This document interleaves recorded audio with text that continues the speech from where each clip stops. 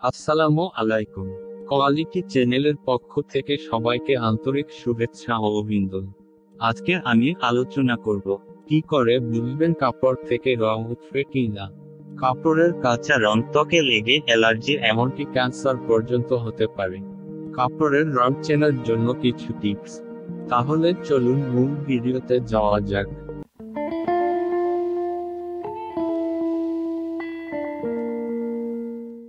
নতুন জামা কাপড় কেনার শখ কার না থাকে।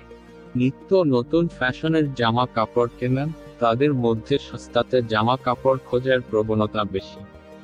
কিন্তু সস্তায় বা দামি যাই কেনা হোক, কাপড় থেকে রং উঠলে টাকাটাই পানিতে। দুদিন ব্যবহার করতে না করতেই নতুন কাপড় হয়ে যায় ন্যাকড়া। শুধু তাই নয়, কাপড়ের কাঁচা রং ত্বকে লেগে অ্যালার্জি এমনকি ক্যান্সার পর্যন্ত হতে পারে। আর তাই জামা কাপড়ের রং কতটা পাকা সেটাও বুঝে কেনা উচিত। কিন্তু না ব্যবহার করে কি করে বুঝবেন কাপড়ের রং কাঁচা না পাকা? উপায় আছে। কাপড়ের রং চেনার জন্য আছে কিছু টিপস। 1.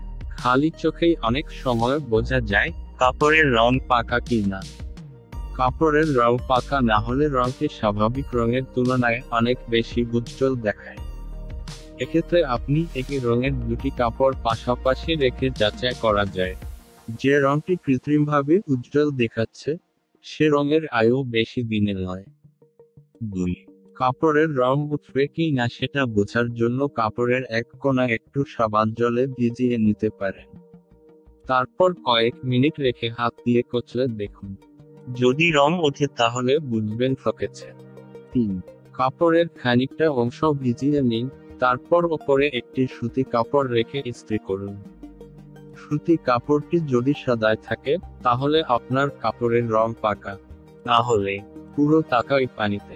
তো বন্ধুরা, আজকের ভিডিওটি এই পর্যন্ত। সকলে ভালো থাকবেন, সুস্থ থাকবেন, আর দয়া করে সবাই আমার এই চ্যানেলটি সাবস্ক্রাইব করবেন। আল্লাহ হাফেজ।